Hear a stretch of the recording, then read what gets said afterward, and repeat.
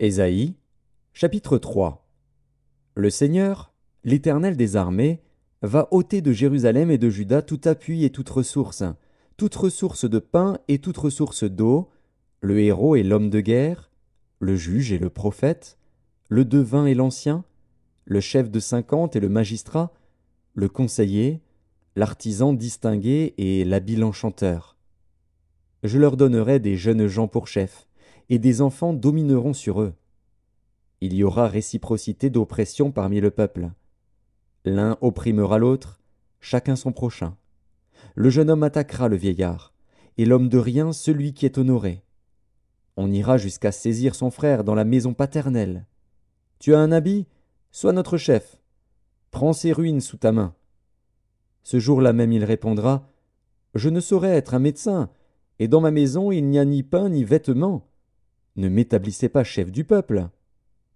Jérusalem chancelle, et Juda s'écroule, parce que leurs paroles et leurs œuvres sont contre l'Éternel, bravant les regards de sa majesté. L'aspect de leur visage témoigne contre eux, et, comme Sodome, ils publient leurs crimes, sans dissimuler. Malheur à leur âme, car ils se préparent des maux. Dites que le juste prospérera, car il jouira du fruit de ses œuvres.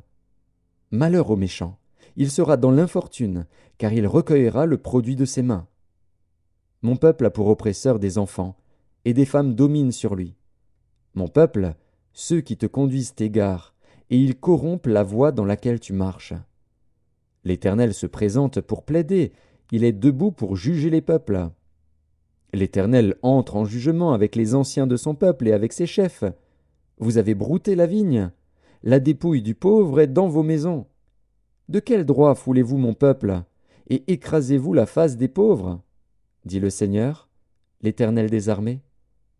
L'Éternel dit, Parce que les filles de Sion sont orgueilleuses, et qu'elles marchent le cou tendu et les regards effrontés, parce qu'elles vont à petits pas, et qu'elles font résonner les boucles de leurs pieds, le Seigneur rendra chauve le sommet de la tête des filles de Sion, l'Éternel découvrira leur nudité. En ce jour, le Seigneur ôtera les boucles qui servent d'ornement à leurs pieds, et les filets et les croissants, les pendants d'oreilles, les bracelets et les voiles, les diadèmes, les chaînettes des pieds et les ceintures, les boîtes de senteurs et les amulettes, les bagues et les anneaux du nez, les vêtements précieux et les larges tuniques, les manteaux et les gypsières, les miroirs et les chemises fines, les turbans et les surtouts légers. Au lieu de parfum, il y aura de l'infection. Au lieu de ceinture, une corde. Au lieu de cheveux bouclés, une tête chauve. Au lieu d'un large manteau, un sac étroit. Une marque flétrissante, au lieu de beauté.